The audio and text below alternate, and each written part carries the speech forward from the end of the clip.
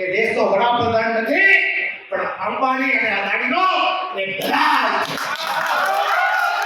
કોંગ્રેસના પૂર્વ સાંસદ વિરજી ઠુમ્મર તેમના નિવેદનને લઈને ચર્ચામાં આવ્યા છે, જેમાં તેમણે પ્રધાનમંત્રી નરેન્દ્ર મોદી વિરુદ્ધ અશોભનીય ભાષાનો પ્રયોગ કર્યો હતો, જે બાદ તેમનો ભારે વિરોધ થયો હતો, જેને લઈને તેમના વિરુદ્ધ જિલ્લા ભાજપના મહામંત્રી મેહુલ ધોરજીયાને પોલીસ ફરિયાદ કરાવી નાખી છે.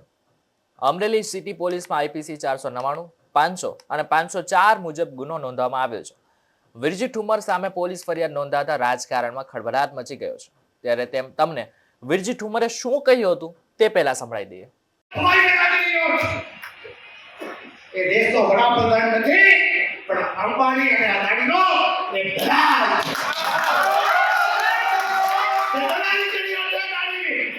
આજે વિધાનસભામાં 142 સાંસદ સભ્યોને સસ્પેન્ડ કરવાનું જો કોઈ પાપ કર્યું હોય તો નરેન્દ્ર મોદી તમે કીધું છે મિમિક્રીના નામે આજે કહેવામાં આવે છે તમે કીધી વિધાન લોકસભામાં મિમિક્રી કરો છો. દેશનો વડાપ્રધાન પાછો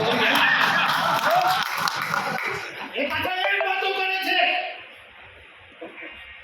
કે આપણા સ્પીકરની મિમિક્રી થઈ રહી છે, તમારા તમામની મિમિક્રી થઈ શકે ત્યાં છે. ધારાસભ્ય 1 વર્ષમાં 1 વિકાસનું કામ જો કંઈક કરીને દેખાડે તો આજે એમપી આપો તૈયાર છો. અમે મંજૂર કરેલા કામોના ખાતમુહૂર્ત કરી આપો, શરમ થવી જોઈએ તમને. જો કે આની પહેલા પણ કોંગ્રેસના અનેક નાના મોટા નેતાઓએ પ્રધાનમંત્રીને આવા કડવા વેણ બોલ્યા છે. ત્યારે હવે કોંગ્રેસ પૂર્વ સાંસદ વિરજી ઠુમ્મરે વાણી વિલાસ કરતા તેમના પર ફરિયાદ નોંધવામાં આવી છે.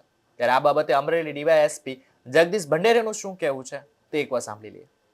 બનાવની હકીકત એ પ્રકારની છે કે અમરેલી ભાજપના મહામંત્રી મેહુલભાઈ ધોરાજીયા દ્વારા ગઈકાલે એક કમ્પ્લેન મળી છે કે જેમાં અમરેલી જૂના માર્કેટ ખાતે તારીખ 22ના રોજ કોંગ્રેસના સ્નેહ સંવાદ કાર્યક્રમમાં કોંગ્રેસના એક્સ એમપી વિરજીભાઈ ઠુમ્મર દ્વારા દેશના પ્રધાનમંત્રી વિશે દેશનો વડાપ્રધાન મોટો ભવાયો છે, ભવાઈવાડા કરી રહ્યો છે, દલાલી કરી રહ્યો છે, આ પ્રકારની અપમાનજનક ભાષામાં વાત કરતા હોય જેનાથી ઉશ્કેરણી થઈ શકે અને કોઈ બનાવ બની શકે એ પ્રકારનું સંભવ છે જાણવા છતાં પણ આ પ્રકારની વાત કરી હોય એ પ્રકારનો વિડીયો એઓને મળતા તથા એ અન્વયે તેઓએ અમરેલી પોલીસ સ્ટેશનની અંદર નોન કોગ્નિઝેબલ કમ્પ્લેન રજીસ્ટર કરી છે.